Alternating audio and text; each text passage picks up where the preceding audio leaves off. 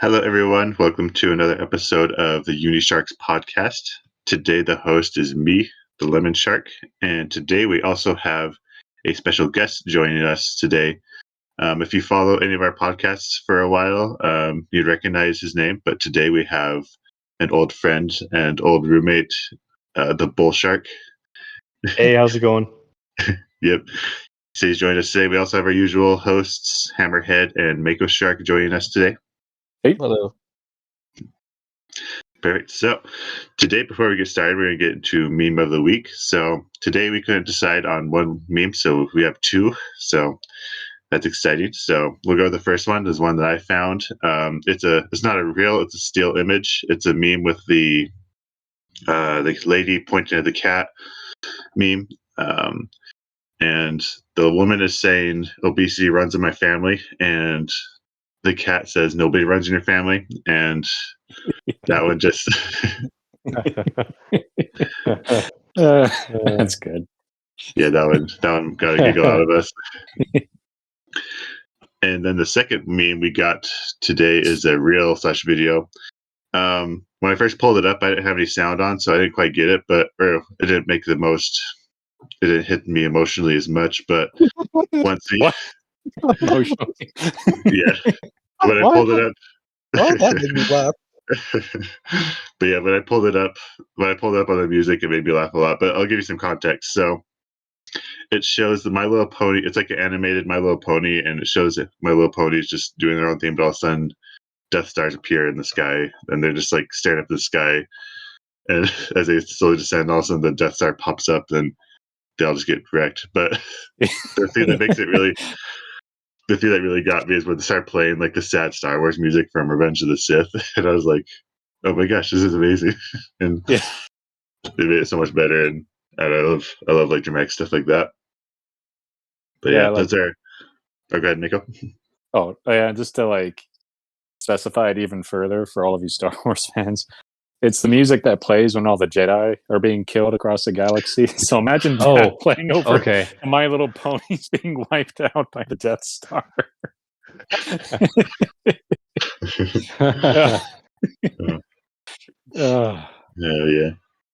Yeah, and also an honorable third, I should mention. It's not an official meme of the week, but an honorable third is an animated video we found where it shows Lord of the Rings and Mordor, and the Death Stars just appear out of nowhere and start, and like I think one Death Star like rams itself into like the Eye of Sauron and like breaks the tower, and it's like, and then like Darth Vader shows up and like steals the ring from Frodo with the Force and puts it on. And it's like it's pretty epic. But yeah, why are those ships called again, Mako?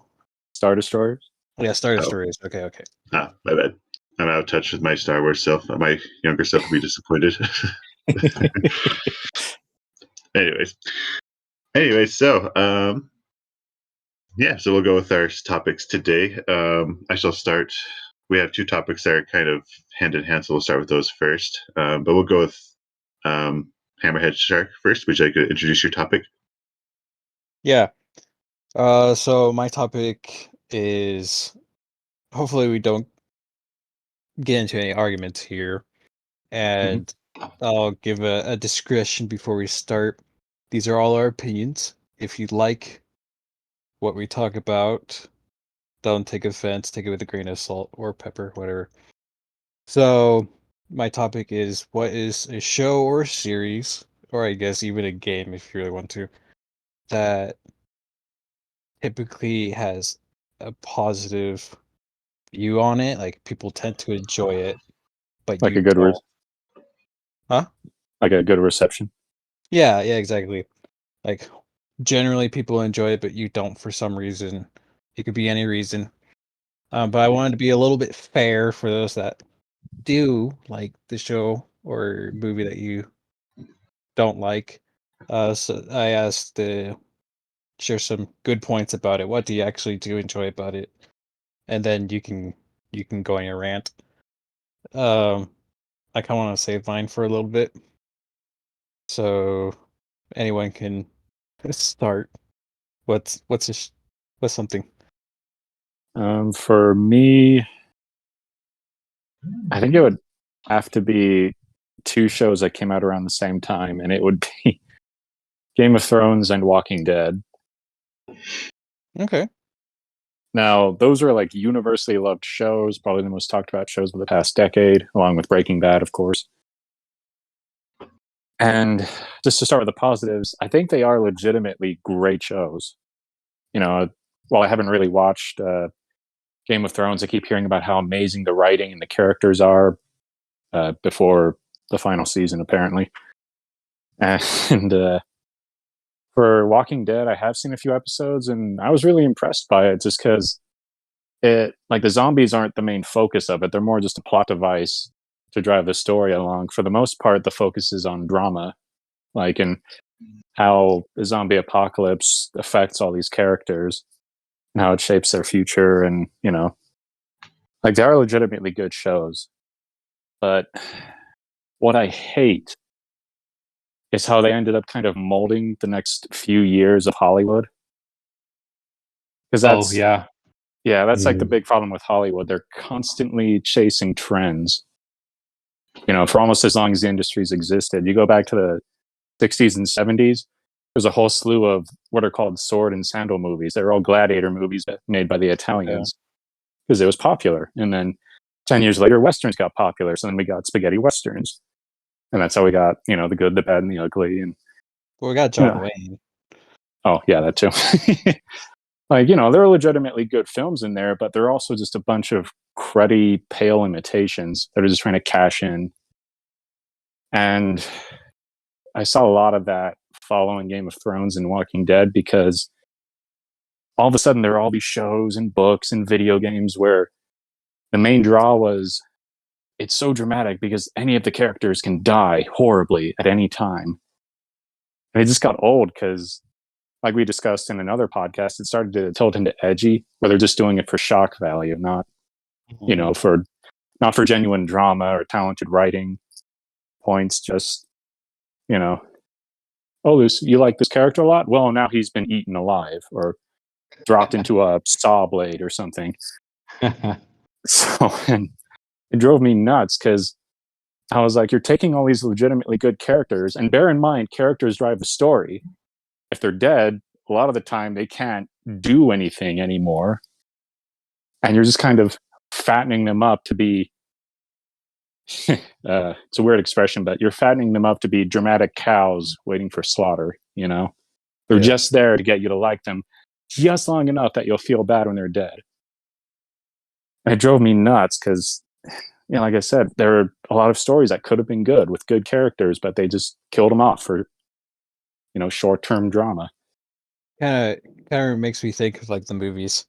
I'm thinking of is it one of the two most recent Alien movies? I can't remember. Or wait, maybe it was the Doom movie. But anyways, it was like it was the captain.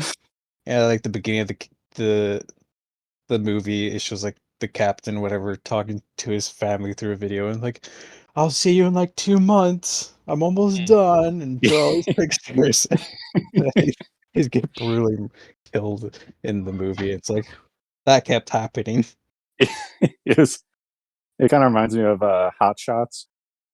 There's a part with the character where he's like, meets with his wife. She goes, "Oh, we're so in love. We're about to celebrate our 15th anniversary." And then he says, like, "Oh, by the way, sweetie, I figured out who killed President John F. Kennedy. It goes all the way to the White House. Oh, do you want to submit the evidence now?" "Nah, I'll do it when I land." Oh, yeah. I'm the... I solved climate change. And yeah, exactly.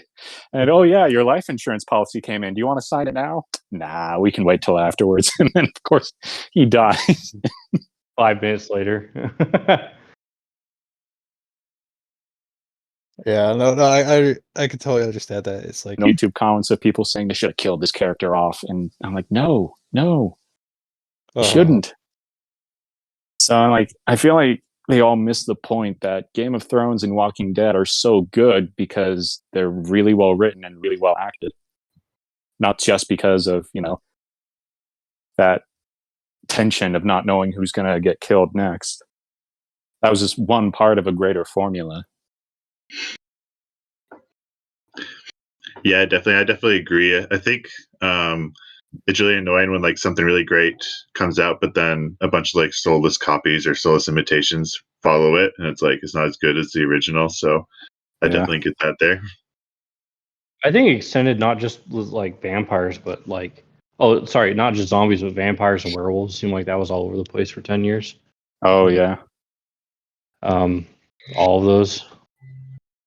That's why I was kind of surprised that they made The Last of Us, because like feels like I heard it was really good. I haven't watched it, but it feels like it's on the tail end of the zombies craze. You know, like I thought it was over, and then they're like, "Oh, we're making The Last of Us." I was like, "Oh, I thought we were done with zombies." Especially, Yeah. I thought we were done with mass illnesses. I thought we were done with that too. Oh, Yeah. But they're like, oh, this one's different. It's not a disease; it's a fungus, which is creative. I'll give them that. The Last of Us isn't my rant, but that is a weird situation for that series, because isn't it a book series, Lemon? No, Or no, it's a video game, like The Last of Us. just video game. They didn't have any writing before. Okay. No, But yeah, like the first one came out 2014, 2013, something like that. Did really well. And then the second game comes out like during Oh, the pandemic. And it sold really well because everyone was already playing games. But like the tastefulness of it during the times is like, oh, well, Yeah, I guess that was the time to sell video games, wasn't it? yeah. yeah. But it brings up the point what you said of the pandemic, and then there's another pandemic in the games, and then right after I guess it's not officially over, but now the series came out. They're just kind of in a weird situation themselves in that series. Yeah.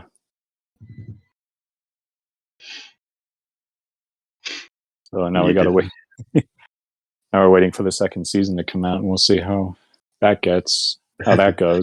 Yeah. There was a lot of bad. Yeah, well, reception. everyone hated the story for the sequels. What I was told, you know, Oh yeah, like they don't even try to solve the illness, right? They don't even try to kill all the zombies or whatever. They're just mostly focused on something else. Like it's the world doesn't get any better.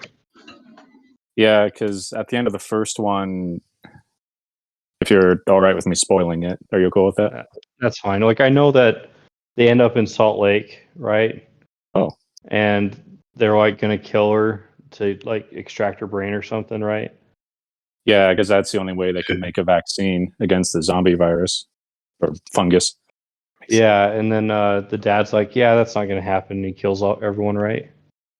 Yeah, and then the second one, you find out one of the doctors he killed had a daughter, and years later, she takes a bunch of steroids and chases after him and kills him.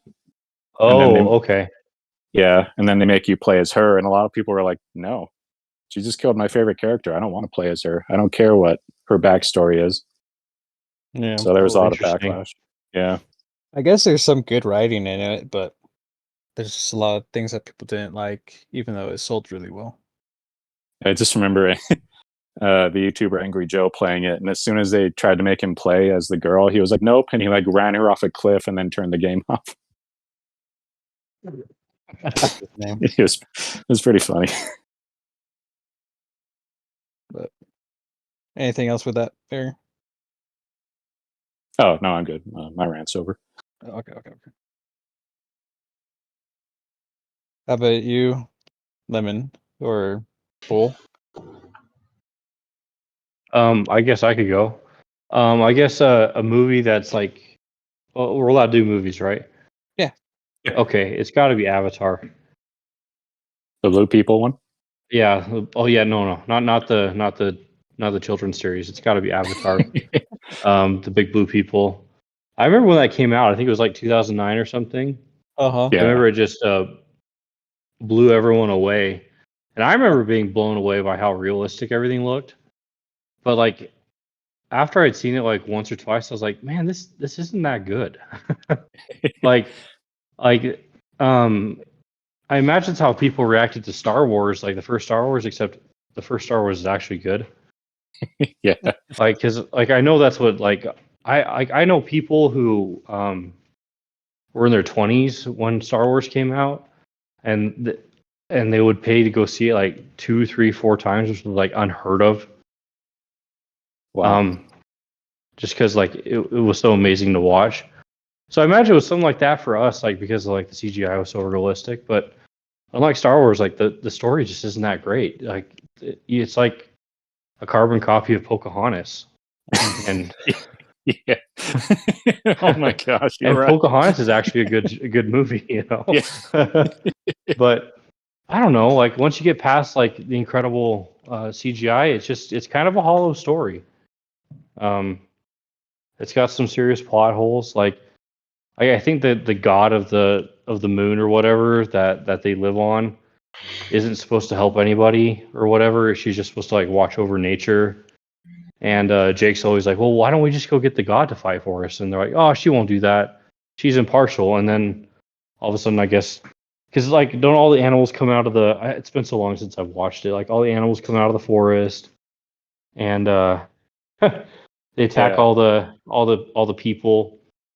And at the same time, I kind of sympathized with the people who came all the way across all that space, all that distance, so they could find like um a place to live. You know, like I felt bad for them. You know, like I'll be honest, like I would have been totally cool with moving to another planet if my planet was dying. Mm-hmm. Um, I just kind of felt bad for them. I kind of sympathized with them, and but which is interesting because you like it kind of sucks for the big blue people because you know these aliens are coming Strip, to right coming to strip mine the place. right. So you feel bad for them like they lose their home, but at the same time I don't feel bad for the humans who are trying to find somewhere else to live. But I do think it's kind of cool like on the bright side like I thought it was kind of cool that the humans were the aliens. Yeah. Instead of the other way around, like we're the ones visiting another planet. Um, to find it. And another thing, like James Cameron waited way too long to make a sequel. He waited way too long. Yeah. Oh yeah. Because I remember like 2016, I saw a video. Like and this just kind of proves like how fast it aged. There's some guy walking around a Santa Monica pier, asking people to name one character from. Oh yeah. Have you guys seen that? It's Yes, like yeah. it's made like That was a 2016 good or one. 2017 or something, and only one person could remember one character's name. Like I can't remember what his the big blue girlfriend. I can't remember her name. Um, I can't remember the evil colonel guy. I can't remember his name. I just remember Jake Sully. That's it. And like I remember Jake Sully's name, but exactly only because of that video. That's the only reason I Yep, remember that's it. why I remember it. Like it's like I guess on paper it's a great movie. Visually it's a good movie, but when you watch it, it gets old fast. Yeah. Yeah, it's one of those movies you watch for the spectacle, not really for the writing and the story. It's kind of Yeah. Like more flash than substance. Oh yeah, way more flash than substance. Yeah.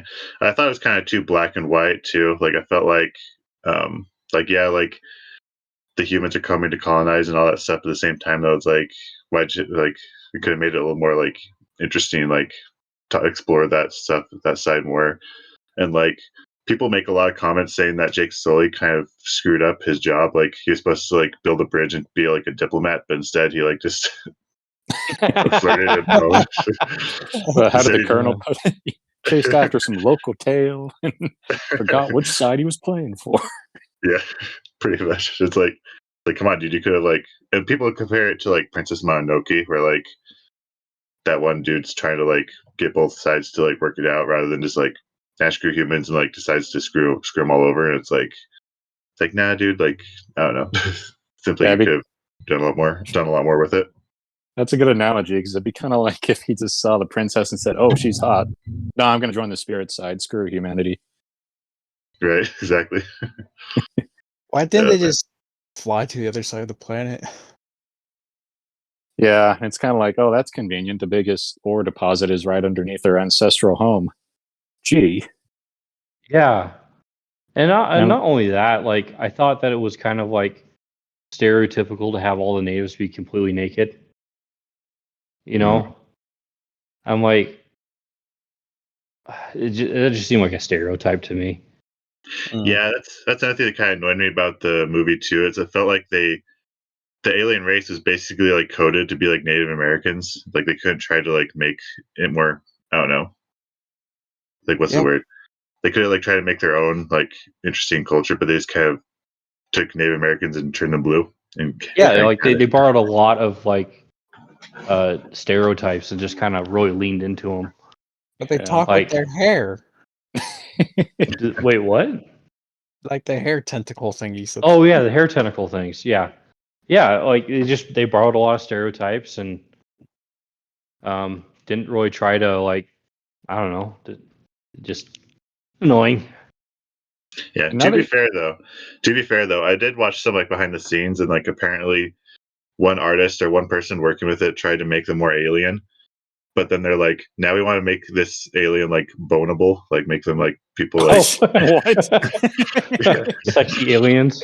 Yeah, it's like we can't make him too alien because then it'll be weird if like Jake Sully like bones like a really like imagine if they were like they look like bugs, like they're like a bug type race, and, like Jake Sully bones it. Well, Kinda like yeah. that. But Kind of like that. So, nowadays, well, like well. people criticize the aliens from Alien. You know, It's, Yeah, like I don't want to go for a xenomorph. Yeah. I feel like that's kind of. I don't think that's a majority though, or Hammerhead. yeah. There's a No, niche no, group no. for it, but yeah. Niche. Yeah, I mean, Wow. something more humanoid that's 7 feet. Like I seriously doubt Avatar would have made $1 billion if they made the Navi look like that. Yeah, maybe. Draw me like one Yeah. of your Earth girls, Jake.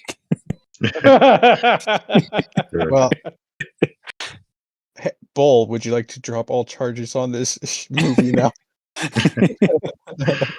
Yeah. No, I'm Yeah, joking. Avatar was groundbreaking, but looking back, it has a ton of flaws. It's just I don't know. I can go the rest of my life without ever watching it or its sequel. Like I'm just not interested anymore. I totally forgot about it. I'm actually have to watch it again. I mean, but I guess I do appreciate it pushing the realistic CGI forward. Yeah. Like it's at a super high standard, which is how we got all the awesome CGI we have today. Like the Godzilla movies, like they look real to me. Like it's spot on. Or Thanos. Like I remember watching Thanos in Infinity War. Yeah, Infinity War, and it looks completely real to me. Like it's very convincing. Yeah, you can even see like little fuzz on his head. Yeah, exactly. Like it just blows me away. And we have Avatar to thank for that. Yeah, that's a good point. Yeah, cool. Yeah, true that. Yeah, before we move on though, like I have seen the sequel to the Avatar, and I did like it, but it's one of those movies where like I just watched it without. I just kind of turned my brain off and enjoyed the visuals. Once I thought about it a bit more, I was like, I don't know, because Yeah. in the sequel, it kind of does the same thing. They basically like copy and paste like Polynesian and like Maori culture and turn to the Navi. Like there's even at one point where like Oh. one of the Navi, like the tongue thing where they stick out their tongue, like the Maori, or I can't remember what it was, but some I know what you're Polynesian talking culture. about. Yeah, like they stick out their tongue type of thing. Like literally, one of the Navi did that, and I was like, ooh, that's kind of, ooh. Leaning into stereotypes. Yeah, it's like you basically copy and pasted like a real human culture and put it into an alien culture. Like I get it, like parallels can exist, like and stuff like that, but at the same time, they could try to put a little bit more effort into it. But Yeah, it's they didn't whatever. try hard at all. They're like Yeah. copy paste. That's good. And not only that, like I think one of my biggest issues with alien movies is, and I understand why. Like the aliens always look like us. You know, and I get it because like like Star Trek, like you had to put people in costumes, but I remember watching some documentary about like seriously like what would aliens look like, and they're saying like if they were on a whole nother planet, they had a whole different evolutionary process. Like the odds of them looking like us are like a bazillion to one. Like the odds of them having two eyes, you know, two ears, a mouth, and four arms. So it's just like astronomically low. Like given like the conditions of a whole different planet. You mean limbs? Like, what do You you said mean? four. You said four arms. Oh, sorry. Four limbs. That's what I meant. Yeah, you're right. Having two hands, 2 feet, like with exactly five fingers on each hand, like the odds of that happening, like on a whole nother planet, completely independent.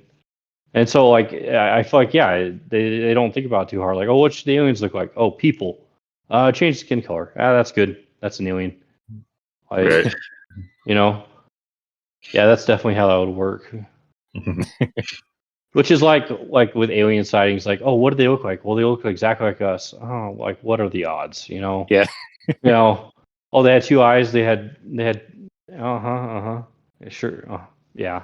That's why like as soon as like that's why I don't think the aliens have visited humans, like because there's like the odds of them looking like us exactly like that humanoid. It's incredibly low. Huh. That's interesting. Yeah, it'd probably be more common for them to have technology to change their appearance. Yeah, Like, it would have to be look something like that. Yeah. Yeah. Yeah, definitely. Just for just my own little, since we were talking about that movie's weaknesses, my own little issue with it was how like all the soldiers are like these rah meathead psychopaths. God. That's how James Yeah. Cameron does all of his army guys. Like in Aliens, the second Alien movie, like the dialogue that the soldiers have just drives me up the wall. Oh, It's a fantastic movie, but the dialogue that the Marines have is just so stereotypical. It's So bad. it's really bad. yeah. On in this, But- they're like just cartoonishly evil, Yeah, like, cartoon. Yeah, they're cartoonish almost. Yeah. like they're blowing up this civilization's home, and there's that one soldier going, "Yeah, get some," and then the one colonel saying, "All right, drinks are on me, folks," as they fly away with, weeping mothers and children and people crushed or impaled. Like, come on, guys. Yeah, like it would have been a lot more interesting if the soldiers had been like kind of sad while they did it. They're Yeah, like, or even yeah. that would like add a whole nother layer to it. Like, hey, like we don't want to do this, but we kind of feel like we have to. So sorry.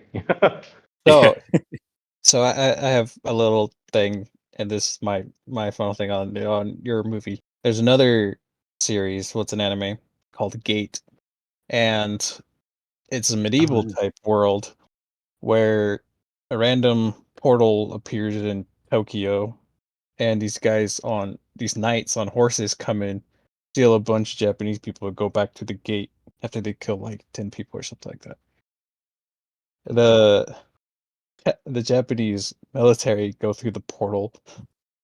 It's very satisfying because they have like anti-air shooting down like dragons. No. Cool. And like artillery. Yeah, I remember that one. And like when the military comes to this castle, all the people are like, "Oh, they're gonna rape us, just like bandits always do." And the soldiers come out and they're like, "Hey, do you guys need help rebuilding? We don't really rape anymore in our world, at least, not as soldiers." And Interesting. there's like a scene in the castle where the prince apparently led the raid and is holding some Japanese people hostage. And the commander sends one of the female troops. The weird thing about it is they have bayonets, which is kind of weird, but whatever. And she has like brass knuckles and just like beats the crap out of the prince. And the king just like stands there because like minutes before that, one of the other troopers has like a automatic weapon and just takes down like a whole line of guards without even trying.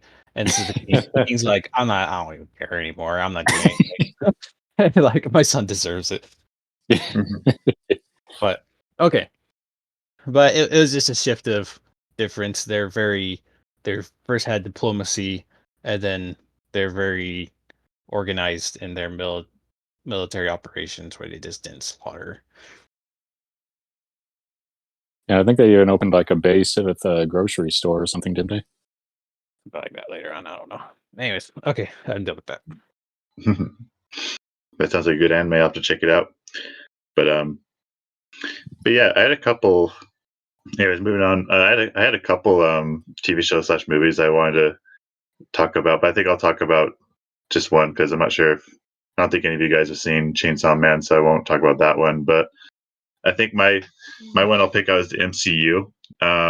Not necessarily the MCU itself. I think just more of the effect of it, kind of like what Mako said earlier about how Walking Dead and Game of Thrones, like that, the TV shows themselves are really good, but kind of just the effect of it is kind of what's annoying. Oh, yeah, I see what you mean. Yeah, with the MCU, I do recognize there's a lot of good. Like for me, like a lot of the MCU movies, like they're good, but like nothing like amazing except for like a few that speak to me. Like I think I'm just kind of superhero fatigued. But my favorite MCU movies are the ones that don't feel like superhero movies, like Doctor Strange, Guardians of the Galaxy, and I feel like Infinity War and Endgame are like their own thing. It's just like a big event. So those ones themselves are really good, but I don't know. I just feel like a lot of this kind of causing a lot of fatigue within like the superhero genre. And another thing that I feel like is kind of affecting the wider spread of like entertainment and all that is just like really forced humor and the need for quantity over quality. Like it's really funny seeing all these other shows trying to capture the magic the MCU did, and like DC was trying to do Justice League or stuff like that, and then I can't remember what other company it was, but they tried doing like a horror cinematic universe where like all these different horror. Yeah, I was going to mention that. Universal tried to bring back the Dark Universe, so Dracula and the Mummy and all that. Lasted one movie. I know, right? It's like it's kind of cringy. It's like not very like inspired at all, Yeah. I think the whole world is just superhero movied out, Yeah. I think it peaked with Endgame, and then I think No Way Home was like the final hurrah, and now it's just like, okay, like I'm good. Yeah, there's a couple good series like Moon Knight, which actually that was actually pretty good. Yeah, I liked Moon Knight. It did dip into that horror type thing, not necessarily horror, but more gruesome than the previous heroes. But yeah, no, it's overdrawn. Yeah, well, I mean, Werewolf by Night was pretty good too. Oh yeah, that one too. Yeah. Oh yeah, like I see what you mean. It's just a lot of others are trying to copy the MCU style with a lot of quips and humor, or they're trying to do universe building instead of focusing on making a good story first. Yeah. I also feel like superheroes are taking it a little too seriously too. Like there's some really good storylines and whatnot, but I feel like a lot of, especially in the comics and whatnot, they're trying to be taken more seriously because comics were originally for kids and like superheroes were like kid stories, but they're trying to be taken more seriously, so they try to make it more edgy and whatnot. But I don't know. I have a hard time taking Batman seriously because like in all reality, like in the real world, like some dude dressed up as a bat is not going to be that much of a threat. Like, like I get it. Like it's like local, like a local, like localized thing in like Gotham. Like yeah, he could do his own thing, but when he's trying to compete against like Superman, I'm just like, bro, like yeah, like this dude, it's just some dude dressed up in a bat costume, and it's like, and the only reason he wins is because of plot armor. Like the writers find a way to make him like win. That kind of reminds me of. Or go ahead, Michael. I was just gonna say that reminds me of a funny. It was actually a comic panel I saw. I guess Batman faked his death, and the Joker and Harley Quinn have like a mourning party for him or something. Harley Quinn's like, I can't believe he's dead, and Joker says, I'm surprised he didn't die the first time he jumped off a building. It was really fun. Dressed up as a bat and jumped off a building. So this reminded me of that. No, it's all good. But yeah, I just feel like superheroes are taken too seriously. Like for some reason, like just because you get a fancy suit is all of a sudden you're upgraded to be better than everyone else. I mean, one thing that annoyed me about the Suicide Squad movie, they have like all these crazy like people like trying to fight this like zombified thing, whatever. I can't remember what it was, but like, and then they send in a bunch of like military marines, and they get like wrecked by the zombies. But for some reason, a crazy lady with the hammer somehow does better than a bunch of trained military men. Yeah. Oh yeah. I'm just like, come on, Good point. that just gives off like main character syndrome. It's like, oh, because they're a main character with a fancy suit, they all of a sudden like get plot armor, and it's like, I don't know. Like comics are fun, but not meant to be taken too seriously. And I feel like, or comic superheroes. I mean, superheroes are fun and whatnot, but I feel like they're trying to be taken more seriously, so they try to make it more edgy, and I'm like, nah, it just doesn't work for me.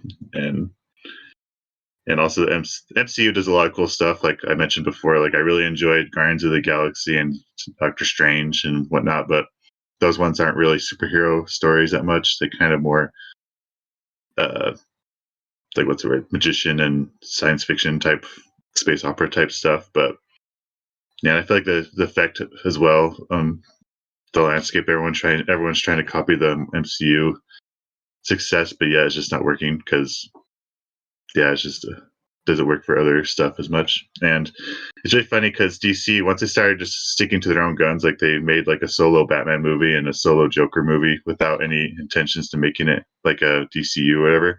Those ones did a lot better, seems like, than the Justice League or any of those movies. So Yeah. Yeah, good point. Yeah. but yeah. Oh, and now that you bring it up, I remember, I guess, reading an article that they're kind of trying to go that route with Star Wars, like make it more interconnected, and that worries me a little bit. Well, they're having their own problems too of bringing It's not like back. they haven't screwed up several movies, you know, Yeah. over the last 6 years, you know. There's also I've noticed a trend of this person survived 66. This person survived 66. These are kids that survived 66, and that keeps happening. I know, right? It kind of like what's the word?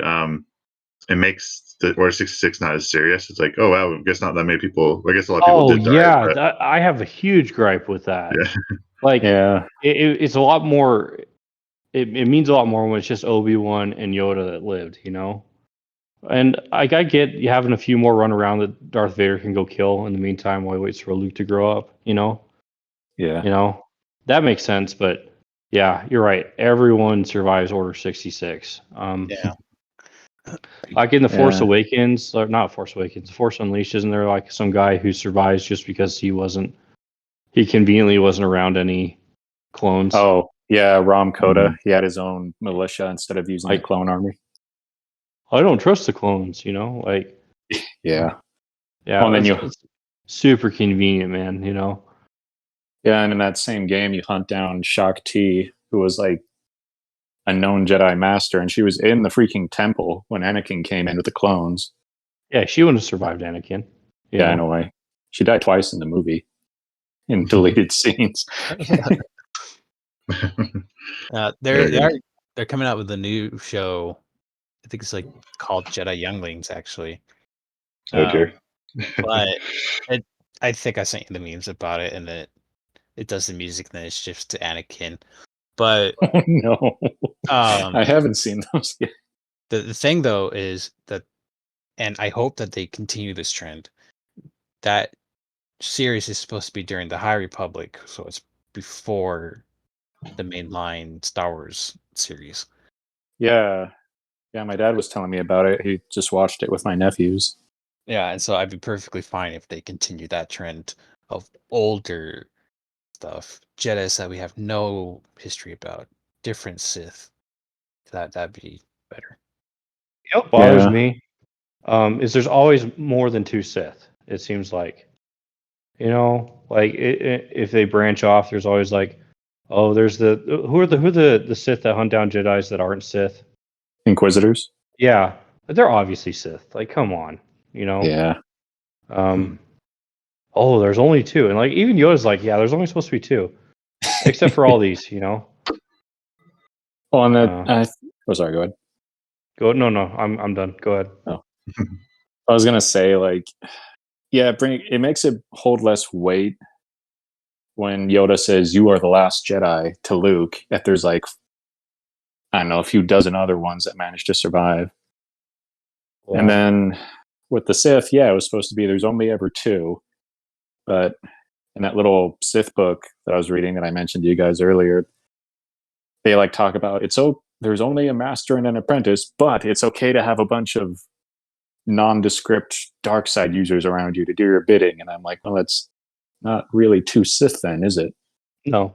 It's two Sith and their hangers on, I guess.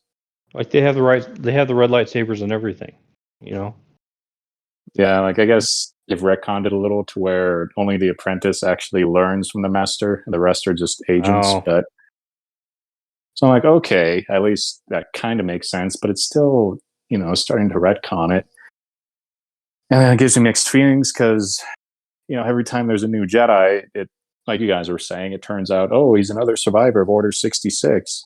It's like, how many survivors were there? Was it really all that effective? Yeah, and like, how is Luke the last hope? You know, yeah. If there's like you said, like a dozen other plus a force wielding dog down the road that survived. Yeah, that's actually not too crazy. Like they used to have a force sensitive droid, and I was like, okay, this is why Disney just like decanonized everything. It was getting weird. Yeah, it's like a tree; it needs to be pruned every once in a while. Like, okay, But they also decanonized some cool things too. Yeah, true. But now they've been bringing them back in piecemeal, like Grand Admiral Thrawn, stuff like that. But what I was gonna say was it kind of gives me mixed feelings because sometimes we still get good stories out of these new characters. Like a lot of people love Cal Kestis because of Fallen Order and Jedi Survivor. And yeah, he's a pretty good character, but he's got. Like we were saying, that's the other thing. Like then they have to figure out where was this guy during the big rebellion. Like what was Ahsoka doing the entire time? It's like it just makes more threads that you got to untangle, and I feel like a lot of writers aren't careful enough to bother worrying about it. Anyways, did you have anything else, Lincoln? Kind of derived there a little bit. No, I don't. Okay. All right, I guess I'll finish with mine. This is a show that I'm pretty sure none of you have watched. But it's called Neon Genesis Evangelion. I've heard of it. Yeah. It's pretty notorious in the anime realm. And like for good reason. It has pretty good story. The opening and ending songs are really fun. I really like them. A lot of the characters are actually pretty well written, and there's some really cool fights. Like the plot of the show is they call them angels, and it's these giant kind of not humanoid, living robotic type things that are causing the annihilation of the human race. Like there's only a couple 100 million humans left or something like that. And so they make these giant mechs, and they have legs. Bull shark. Oh yeah, good. That is a running inside joke in our group. But I feel bad about saying these things now. It's I didn't know it was the poor guy's birthday. Oh.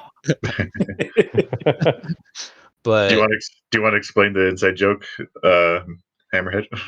Oh yeah, sure. We had this one roommate. I don't think he'd care. Jeremy. We're watching a Gundam movie, and Bullshark comes in, and they're in space at the time. It's like, why do they need legs? They're in space. They're not walking around anywhere. I mean, Bullshark was doing it just to tease. But our roommate at the time, he takes things very seriously sometimes.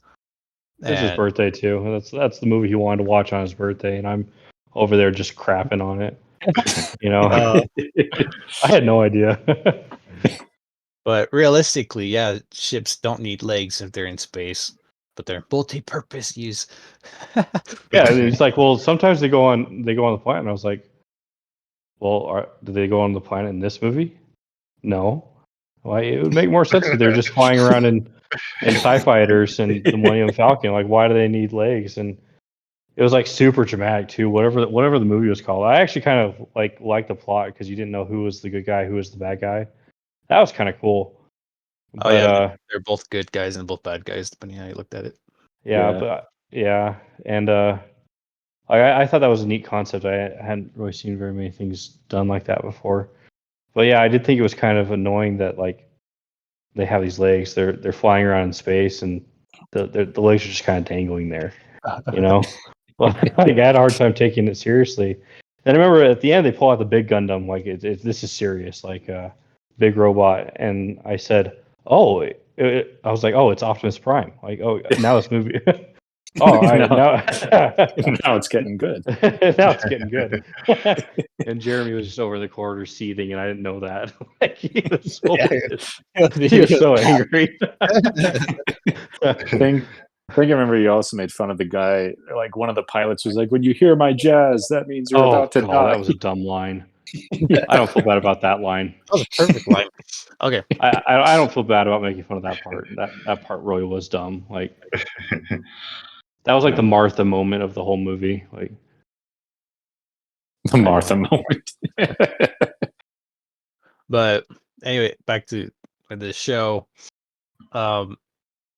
And there's some really cool scenes because like it's like the typical giant mechs fighting these giant monster things that are bigger than buildings, and it's really fun seeing them go, big fist go punch type thing, and they have some other mechanics where they have different weapons and there's different type of angels that they have to beat in certain ways, and so the story's new each episode. And a lot of the characters are strongly written and everything. But I absolutely hate the main character. He's just such a garbage character. So I understand they're teenagers. For some reason, only teenagers can pilot these mechs, and of course, only certain people can go with them because they have to tie in or connect with the pilots, or no one else can. Oh, like a Pacific Rim sort of thing. Yeah, and it's like, oh, cool. So billions of people have died, and you made limited specific people use weapons. Dumb idea. But this kid, Shinji is his name, has the biggest daddy issues that I've ever seen. And half the show is them yelling at him, "Get in the robot, Shinji." And he's like, "But I'm sad." And it's like thousands of people are dying, Shinji. Like literally, there's two people that can use his mech, and the other person's using the other one, so you have to get in it. I'm sorry, that makes me laugh because I'm just like, teenage me would have been like, "You made me my own giant mech? Heck yeah, let's go." Yeah, I mean, he didn't ask to, but it's just like, just get in the stupid thing. Cry later after everyone's saved. It's like, I'm sorry your dad's sleeping around. It's like, who cares? Just save the. That sounds like a you problem. Greater good. But there are some other weird things. They make this one chick. She's drunk and she's kind of weird towards the main character, and then the main character, does some weird things while the other female leads and conscious. Nothing graphic. I'm trying to say anything, but it's just. But it's very a psychological thinking series as well, and so there's like a lot of subtle lessons, I guess, that this guy was trying to share. I don't think super intentionally, but the fan base like loves it for some reason, and kind of a cult classic, even though it's grown a lot. And it has a huge rating, but it's my lowest rated anime. I don't want to watch it ever again. I just hate the main character so much. What's it called? It's called Neon Genesis Evangelion. I think it's on Sound- Amazon Prime. Yeah, it sounds like that sounds like a name of an anime. Yeah. It came That's out the in only the reason I 90s. want to know. I was like, that's a little on the nose, you know. Oh, okay. Yeah. One other thing that I forgot till now. Recently, I think they came out with a movie that kind of has like another ending to the show. There's also a horrible scene in the main series where the guy's having like a dream and everyone's around him clapping and saying, "Congratulations, congratulations." Oh, yeah, I remember that one. Freaking horrible. But like the movie kind of like fixes it, and then one of the characters that was 14 is apparently actually 30s. What? And yeah, it's totally weird. And it made me think of Mass Effect 3 Lemon, where I don't like it where they have to come out with something to fix an ending. It just Oh. means it Yeah. was bad originally. It was so good. It's like, then why they have to fix it? But I don't even want to watch the movie. I'm probably gonna have a bunch of people tell me you're stupid because you didn't watch the movie, and that's actually not how it's supposed to be. I don't care. Um, I don't know. That's my thing. Has some really cool things. There's some really cool fights, but I don't care anymore. It's garbage. It's garbage. Yeah, I Well, feel it's like Me everything too. I've heard about that anime, where however you say it, Evangelion or whatever, everything I hear about that one, it seems like people either love it or really hate it. It's like there's no in between. Wow. It's just very polarizing, I guess. It sounds kind of like how I feel about that heavy metal anime that we tried to watch. It wasn't that good already. We just weren't the target audience. Mm. I hated that protagonist so much. Hey, what was the one about the dirty grandpa called?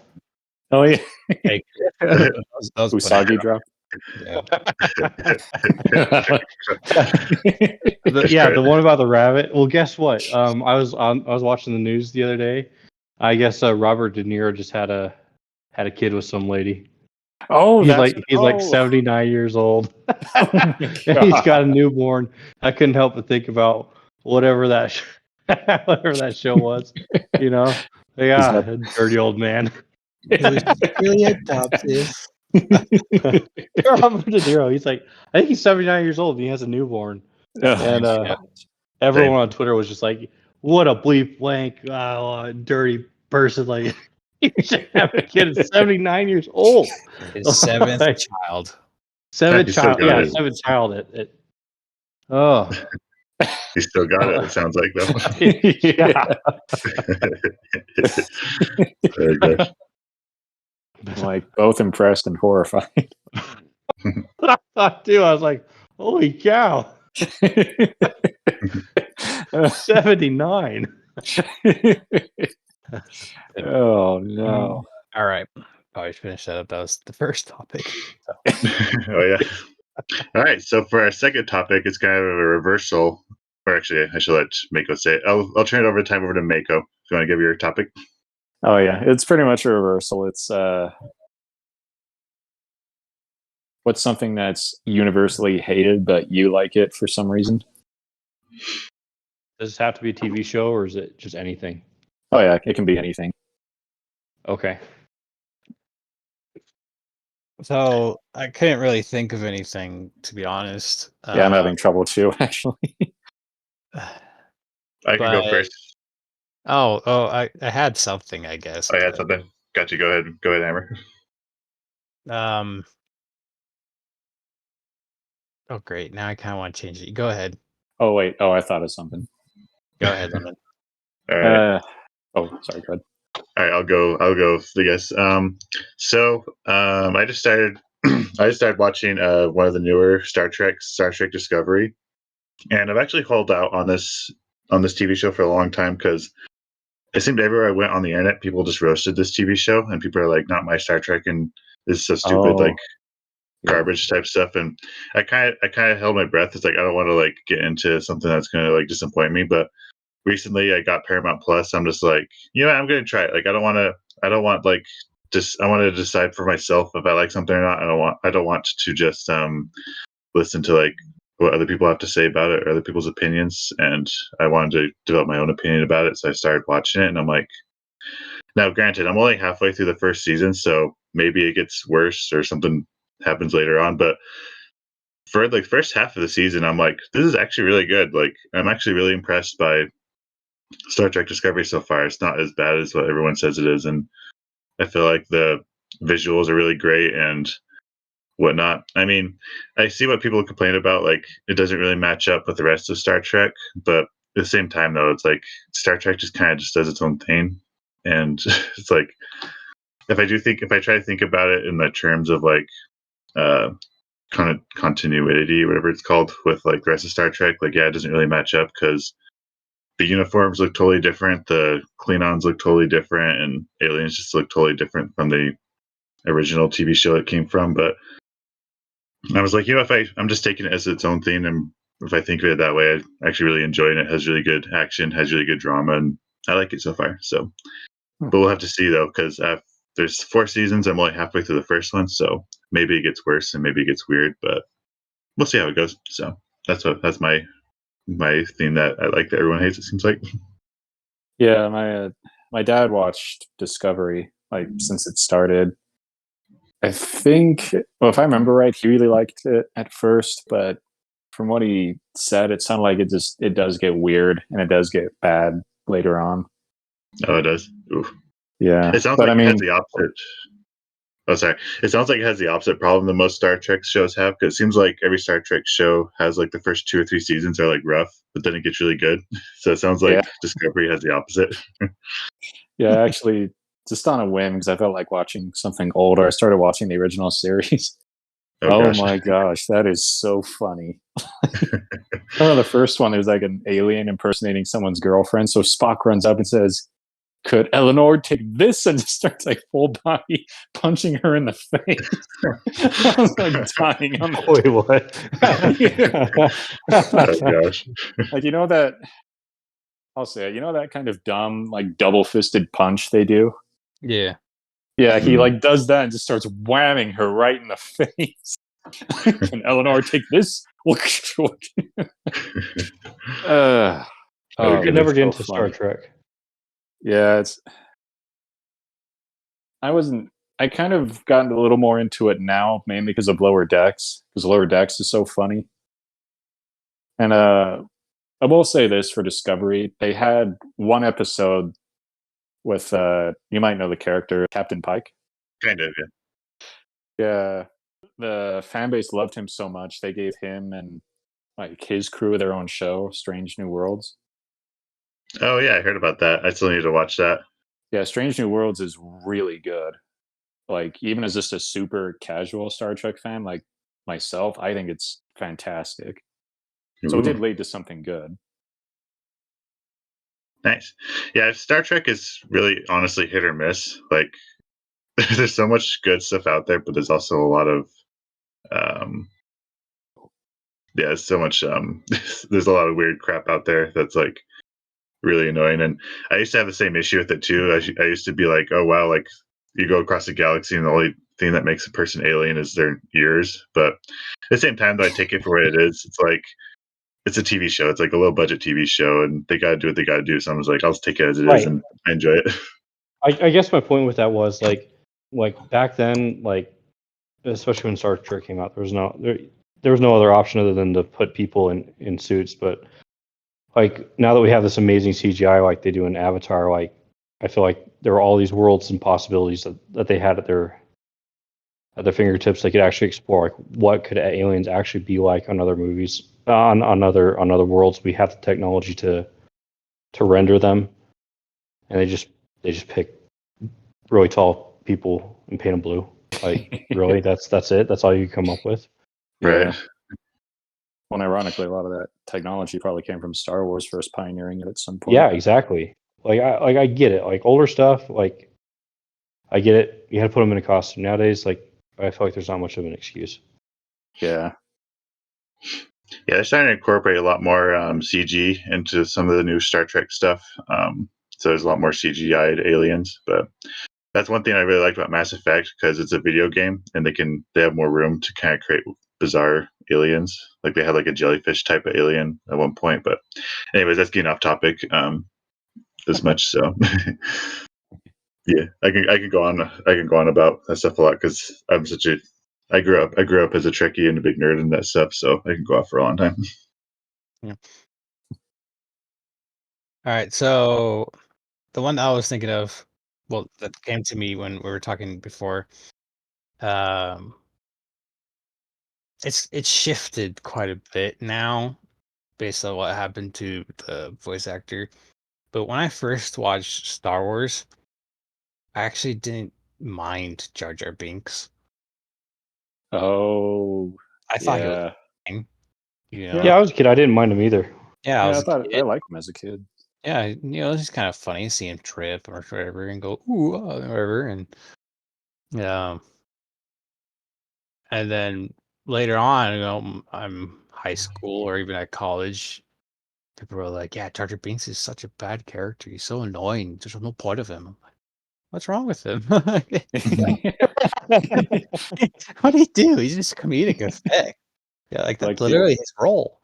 You're like the innocent Jar Jar fan in the corner. I like him. Yeah, but it just never made sense to me. I mean, in recently, I'm glad there's been more of a shift where there's bad characters. Usually, it's not the actor's fault. Yeah. They're just doing their Yeah. job. Then you get the actors that are trying to take part of the writing and change things. Then it's totally their fault. Vilma. But there's a big difference, and I don't think Jar Jar Binks deserves that hate. It's kind of fun seeing him as a Sith Lord, but he doesn't Yeah. be I can't berated. believe that was an actual thing they considered. I Yeah. know. And it was his fault that the that Yeah, Palpatine yeah. got in charge.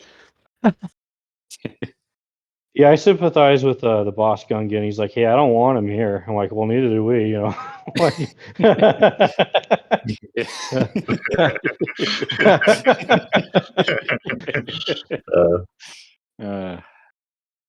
Yeah, like It's just for Jar Jar Binks.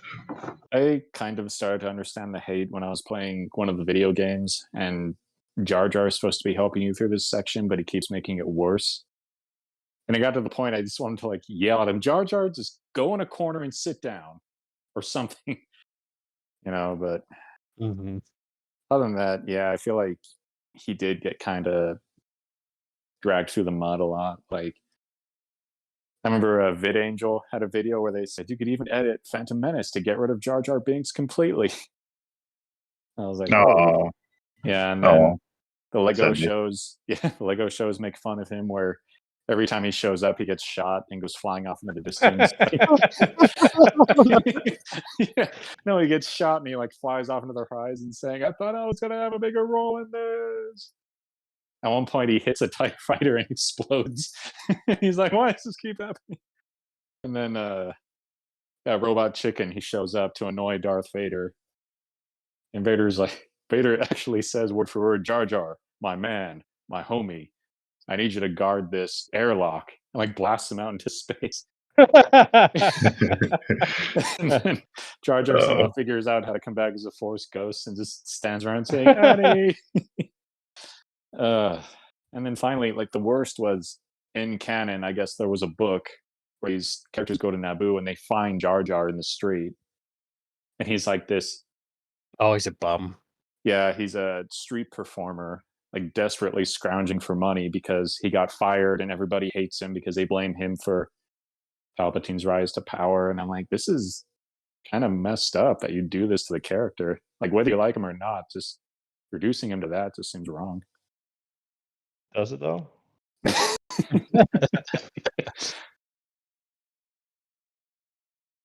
Like, why couldn't they kill Jar Jar and have Darth Maul live? Like, is that so hard? You know,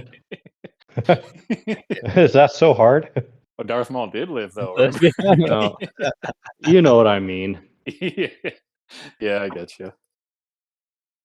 All right. Can I go? Yeah. Oh, yeah, go for it. Okay. Well, I hate soccer. Why did I think of that? Oh, I didn't think of that either. I hate soccer. It is the dumbest sport, I think. I don't care if it's the world sport. I really don't. I work in an office, and around the time of the World Cup, I had a lot of fun, you know, standing up and yelling, "I hate soccer," because everyone.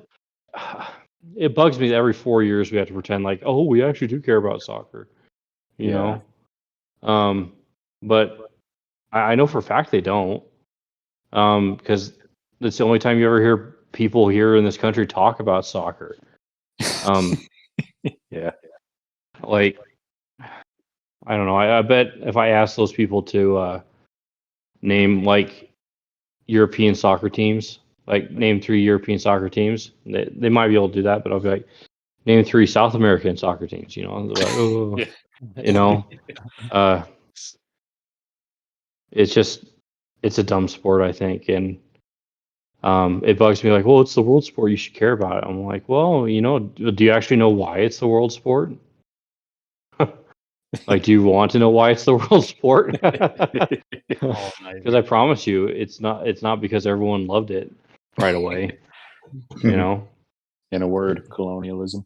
yeah, it's exactly why it is the world sport. Why is it that soccer is the most popular sport in every French, Spanish, Portuguese speaking country? Yeah. You know, it's because, you know, it was forced on them. You know, and it's just that's why everyone loves soccer. Well, I think it's funny. Like, you can see the history behind it and go, okay, yeah, that makes sense. Why it's so widespread and so popular. What I don't understand is why it's that popular, to where, you know, you'll see rioting. And I've had friends that visited South America, and they're like, it's kind of weird because they'll have shrines devoted to their favorite soccer player. Oh yeah, like And actual stuff shrines. like that. Yeah, they're like, I've heard there's like a church of Messi or something like that in Argentina, like an This is actual even wor- church. which is even worse because Messi's kind of a douche. Talented Well, he player, probably though. is. Yeah. Yeah, I don't know. It's just a boring sport. Like like it's on like ties are very common. That's so dumb. You know, ties in sports should be very, very rare. Yeah. Like one goal the whole time. Like I remember when Spain won the World Cup. Guess what? One goal the whole time, all 3 hours, one goal. And one of my professors was from Spain, and we got to watch that goal from 30 different angles. You know, Oh no. like in the Super Bowl a few years ago when it was the lowest scoring Super Bowl ever. It was 6-3. I don't think there was a single touchdown or something. That was boring. Like Oh. it's just it's dumb. Soccer's dumb. I don't care what anyone thinks. Yeah, it did lead. I will say this much for it. It did lead to one of the most, in my opinion, one of the most entertaining pieces of sports history when Germany beat Brazil 7-0. Yeah, see, if it was more like that, that would be more interesting. Yeah, And I watched that game. That was actually pretty good. yeah, just seeing, like, it sounds bad that I'm taking joy in other people's pain, but seeing people like devolve into sobbing hysterical messes over a sports game just seems kind of funny. well, yeah, I kind of liked watching people cry over soccer. You know? Yeah, Schadenfreude. Yeah. But yeah, Schadenfreude, like yeah. I'm just glad that we have the World Cup once every 4 years, and everyone I know only has to pretend to like soccer once every 4 years. Like I'm glad for that. Although now the Olympics have added soccer, so it's gonna. What's that gonna be like? Every 4 years during the Summer Olympics, every 4 years on the World Cup. So. Oh, that's kind of dumb. Isn't gonna the be like- World Cup technically the Olympics for soccer? Yeah, exactly. But they Yeah, added it that's anyways. dumb. So I guess now we're going to be getting that in 2-year intervals. That's great. And Soccer we get sucks. It's so boring. It is. It's just boring to watch. It's like watching Pong, only like you can't control anything, so you're just kind of watching it. Yeah, it's just not entertaining. Unless it's played on Ted Lasso, but that's a whole different story. It's true. Anyway, that's my opinion. Soccer's dumb. It's the worst sport. I love that. That's great. All right, who's next? Oh, sorry. Hammerhead, you're the one about you said the one about JoJo, right? Yeah. Okay, okay, it's you now, Mako. My bad. I forgot who it was. So go ahead. Yeah, mine. Bear in mind, this is going back like 20 years, 25 years. You guys remember Barney? Yeah. Yeah, like when I was a kid, very little kid, we watched Barney. On our Sega Genesis, we had a game called Barney's Hide and Seek, and it was a surprisingly good game. I had a little stuffed Barney, and then like around 8 years old, all of a sudden my sister's like, Barney is so stupid. I hate Barney. Barney's the worst. And I hear that from all these other kids, and I'm like, but he loves us. He loves us. Like I just didn't understand it because I'm like, it's a children's TV show with a dinosaur, and yeah, he's really sappy and what's the word? Maybe cringy, but it's for little kids. Like it's not really worth hating on it. It's like, do we hate on Sesame Street when they teach us what the letter W means? No, because it's for kids. Like, why all the hate for a purple dinosaur that sings about love? They're even coming out with a documentary about it. Oh, really? Yeah, I think it's called "I Love You, You Hate Me." That's pretty accurate. Yeah, I was like, that's a pretty good title. But I liked it. I did too when I was a kid. I liked it too, but I understand why parents hate it. Yeah. Oh yeah, I guess if parents are forced to listen to the same song, that's understandable. That's why a lot of parents hate Caillou. Oh Gosh. that's I like another bad one. right up, but yeah. That was funny watching just all these moms saying, "I hate Caillou so much." It always bugged me that he was bald. Like I always found that a little disturbing, you know. Well, I thought I heard. I don't know why. It's horrible to see it, but there's like a comment saying, "I think Caillou is a cancer patient," and someone said, "Good." I was like, "Oh my god, Brett. jeez." Yeah, that's mine. Well, nice. I guess we all gone. So, all right, we'll save the last last topic for last. So my, anyways, so I guess I'll go next. My topic. I wanted to see what you guys' thoughts on what is the best language or spoken language in the world right now, and I guess I'll go first. So I might I have to be careful with what I say. I might get canceled, but y'all speak Spanish, so you can correct me on this. But I don't really like the way Spanish sounds. Like I think it just kind of annoys me a little bit, just the O's and the ahs all the time. But in all reality, though, I think Spanish probably is like the better language out of all the spoken languages out there right now, just because for the fact that they actually the way it's written, you actually sound out the words versus like English and like other languages. Like English, I think is a terrible like written language. And trying to, Yeah. I feel so bad for anyone trying to learn English as a second language, especially like the written side of it. And oh my gosh, so it's like I don't really care for Spanish per se, but at the same time, I do recognize it's probably the best language out there to like not just to learn, but um, to speak and also like write as well. But I want to see what you guys' thoughts are on that because y'all speak Spanish and I don't. I have very limited Spanish knowledge. Well, okay. I personally like English because I speak it, and I do too.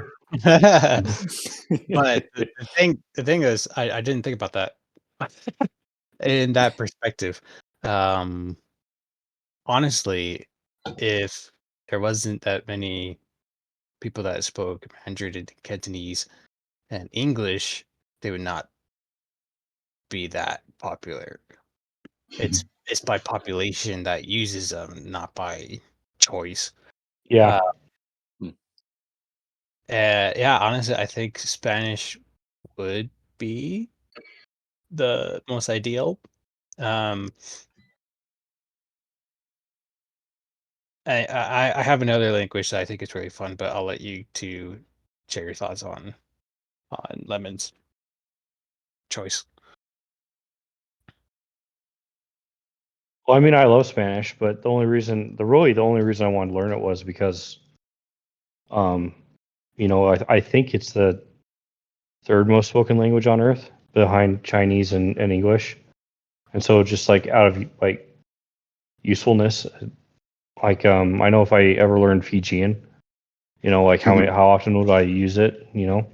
It's not very useful where I live, but I mean if I lived closer to Fiji, that would make more sense. But like, I can understand why some people might not like listening to languages they can't understand. Yeah. You're on the out group. It just automatically puts you on the outside. I get it. Yeah, I was gonna say I kind of agree because Spanish can be a lot more specific, especially with feminine and masculine. What do you call those suffixes? Stuff like that. Like I was thinking the other day, I was like, she needs to get this for her, and I'm like, I thought about that whole sentence structure, and I'm like, who needs to get what for who? Herself, someone else? Like, English relies so much on context and brief explanations when needed, but it's a little Spanish kind of has that advantage of exactly what is being referred to at any given time. Oh, that is a hard sentence to put together. Ella lo requiere por sí mismo. Yeah, exactly.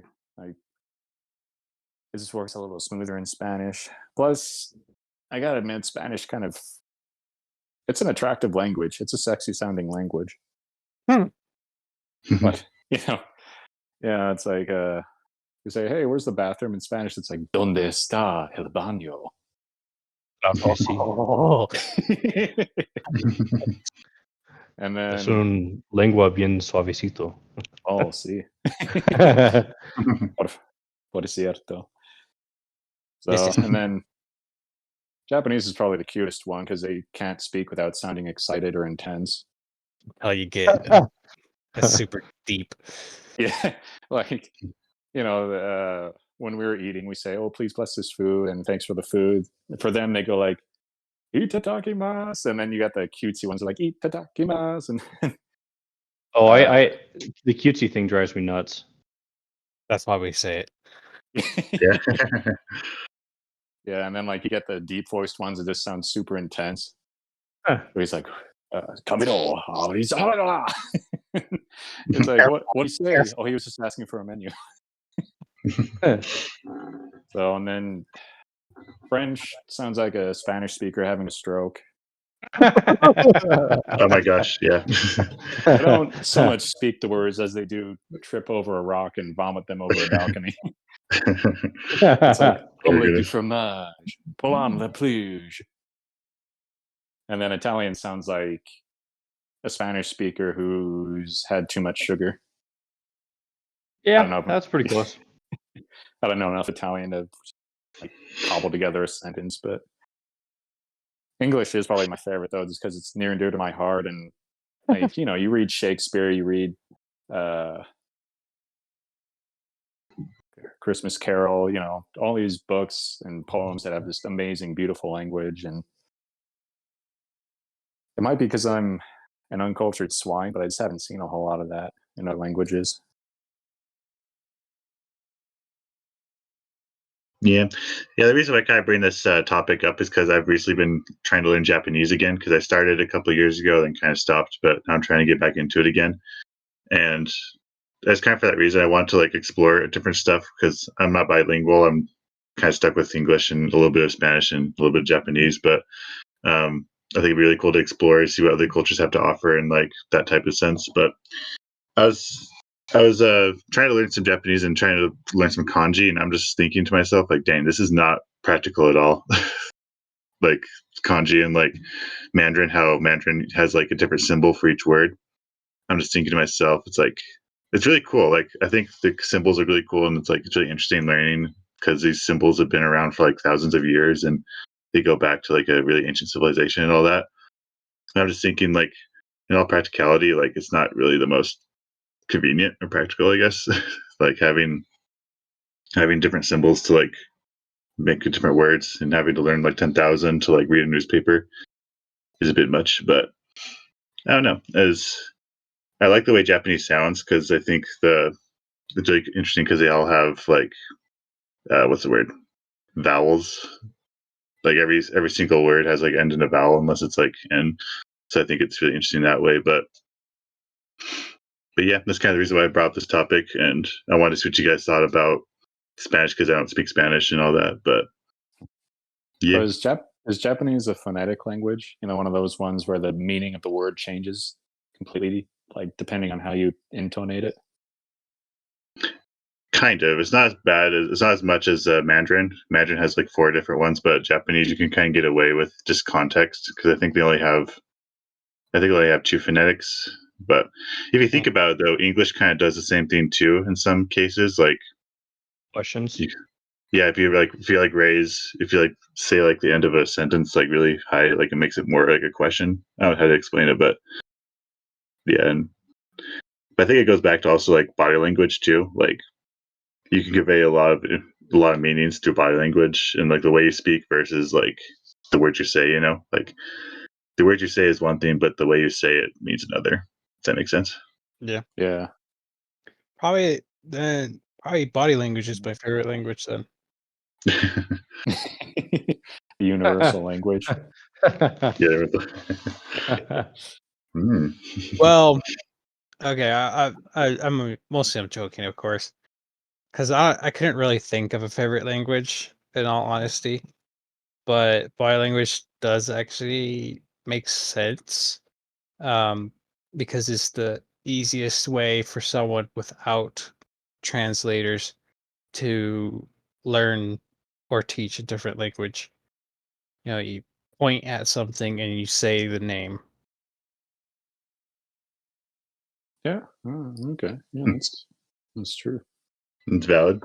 And then after a while, it'll take a couple of years, obviously.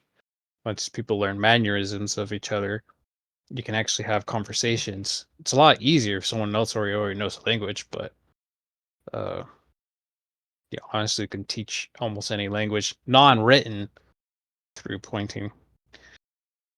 Unless you're blind, then you're kind of screwed. Can be rough. But yeah, another language I think it'd be cool to learn is like ASL or sign language because Oh yeah. Yeah. especially if you're like in a loud situation and like you just want to point at someone, and I feel like I don't know. I'm not sure about what you guys think, but I don't really like my voice sometimes. I don't like hearing my own voice, and I have a hard time being heard because my voice has a lower register, and people have a hard time understanding me. So sometimes I wish I could just point at someone and I don't know, sign stuff at them. I Yes. listen to it before I go to bed. Don't worry. Wait, what? It must be awkward when like you're like two deaf people are dating and one of them's driving, and you just kind of have to be quiet. That's got to be weird. Oh yeah. That's true with this. Oh yeah. I heard a story once. I heard a story from someone. Apparently, they had a relative. Two people were like deaf, and they're talking to other, or they're doing sign language in a car. And apparently, some gangster was walking by. He thought they were throwing up gang signs, so he got pissed and tried to attack him. But then he realized it's sign language, and then ran off. Oh, jeez. What's really Big fun to bang. do is if you know someone who speaks sign language, it's fun to stand on the other side of a large room and make up signs. Oh, no. Oh goodness. Yeah, I heard of this. It was a really dumb, immature joke, but some people will be like, "Oh, I know sign language," and you say, "Oh, really?" And they say, "Yeah," and then they flip you off. Right.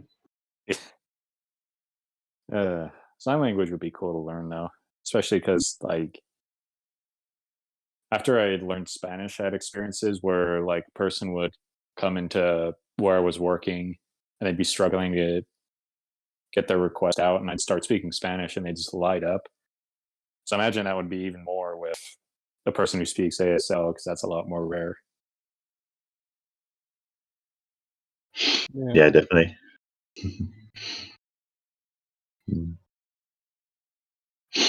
But yeah, languages are interesting. But yeah, that's kind of my 2 cents I want to throw into. Do you guys have any other thoughts you want to put into that? I think that's everything for me. Nice. Well, cool. All right then. Well, thank Bull Shark for joining us on this episode. Hope you all enjoyed it. And Yeah, it's awesome coming on. I love it. yeah, yeah. So we'll have to do some more with you in the future. But anyways, I guess that's it for now. Yeah, thanks for watching and tuning in. We'll see you guys all next time, and stay safe out there. All right. Have a good one, guys. Bye. MOBA.